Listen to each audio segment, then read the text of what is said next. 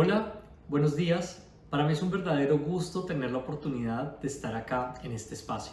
Agradezco especialmente a Convercom, a José Cretaz y Pablo Palma por habernos invitado a ser parte de esta discusión.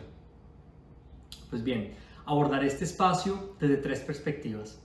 La primera, ¿cuál es la situación actual que estamos teniendo en Latinoamérica y cómo desde una visión de proveedor de infraestructura de telecomunicaciones creemos que se puede disminuir la brecha digital?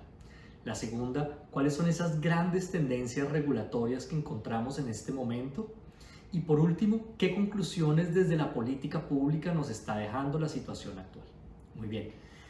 Para comenzar y ver un poco la situación de Latinoamérica, permítanme hacer una introducción breve con algunas cifras claves. La primera, 30% de los latinoamericanos no tienen servicio de telecomunicaciones. El 48% de los latinoamericanos teniendo servicio no sabe cómo utilizarlo. En áreas rurales, el 40% menos las mujeres utilizan Internet que los hombres. Y según la GCMA, las mayores barreras para acceder al servicio son, por un lado, los costos de los equipos, por otro lado, los costos del servicio y por último, la falta de habilidades para poder aprovechar el servicio en su máximo potencial. Así que en Latinoamérica nos encontramos ante una brecha de servicio, una brecha económica por los costos, una brecha de apropiación y una brecha de equidad. Estos cuatro elementos están aumentando la brecha digital en la región. ¿Cómo desde la perspectiva de proveedor de infraestructura se puede disminuir esa brecha digital? Permítanme comenzar explicando quiénes somos los proveedores de infraestructura. Específicamente, SBA es uno de los líderes mundiales en proveer, mantener y desplegar infraestructura de telecomunicaciones. Nuestro propósito básicamente consiste en tener varios operadores en una misma estructura. Con esto se generan economías de escala y se libera capital de la operación y el mantenimiento que pueden ser invertidos en distintas partes de la cadena de valor.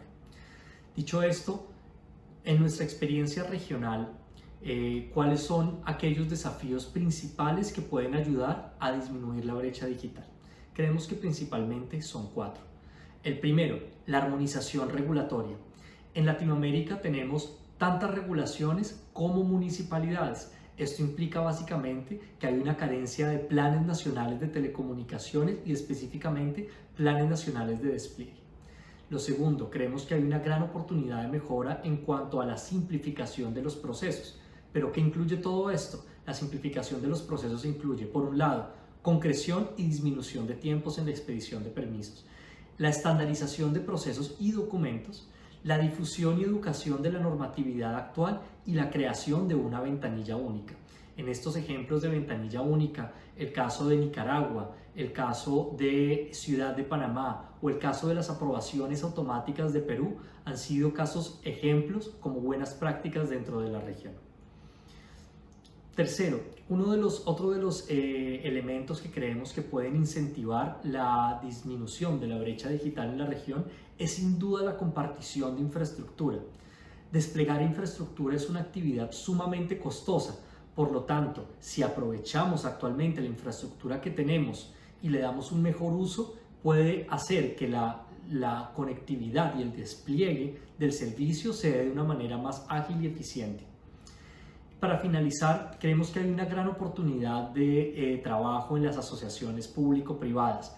Básicamente, en las diferentes municipalidades encontramos muchos espacios que están subutilizados o restricciones en cuanto al uso de suelo.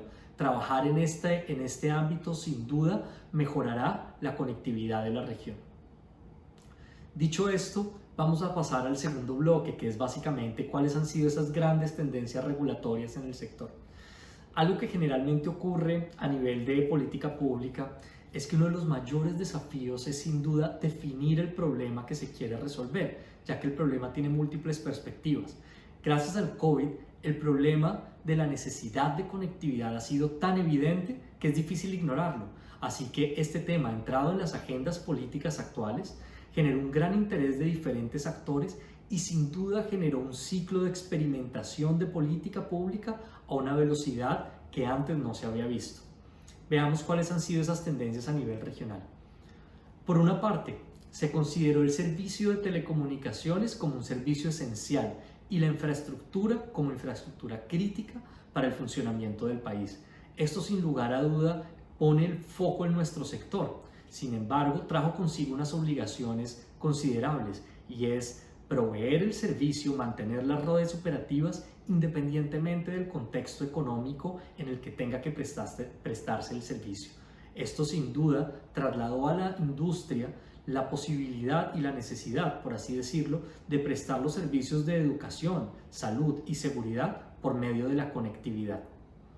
La segunda gran tendencia que encontramos es que en algunos países, por ejemplo, como Colombia, se le permitió a los operadores no realizar sus aportes a los fondos de telecomunicaciones como una medida para compensar el esfuerzo en mantener las redes operativas.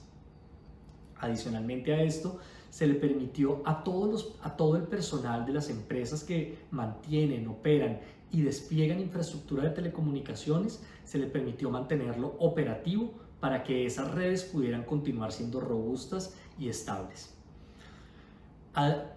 Otra tendencia que nos parece muy importante es la que inició la SEP en Panamá y es básicamente asignar de manera gratuita y de forma temporal espectro radioeléctrico dentro de bandas determinadas para permitir el aumento del tráfico de datos. Esta iniciativa ha sido seguida por países como Perú o México.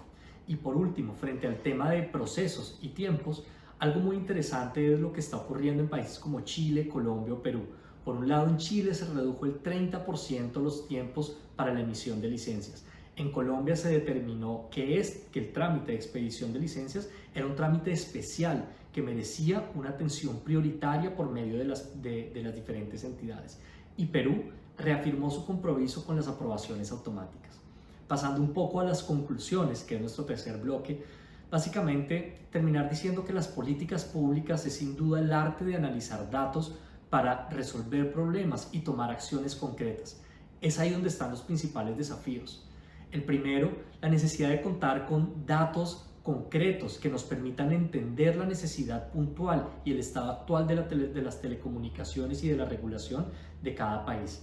Lo segundo, la importancia que se ha visto en el fortalecimiento de los gremios y cómo los gremios están siendo el canal de comunicación adecuado entre la industria privada y el sector público, como una forma de generación de información dinámica y de colaboración.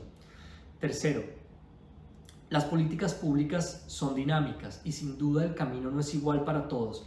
En algunos países el camino es simplificar, en otros es desregularizar, en otros es regularizar, pero sin lugar a duda quedó claro que se requiere contar con una política pública de telecomunicaciones. Ya para concluir, unas dos últimas conclusiones es que básicamente la política pública es de ciclos, de ventanas de oportunidad. Se vienen elecciones importantes en el 2020 y en el 2021 en la región. Es una oportunidad para que los planes de gobierno incluyan a la conectividad como un elemento clave para la competitividad, el desarrollo y sin lugar a dudas la igualdad social. Y para terminar, concluir diciéndoles que dure lo que dure la pandemia, la regulación es temporal. Entonces solo lograremos verdaderos impactos si esa regulación de crisis evoluciona a una regulación de gobierno y por último a una regulación de Estado. Esperamos con esto haber aportado y haber generado valor a la discusión de hoy y les envío un abrazo fraternal desde Panamá.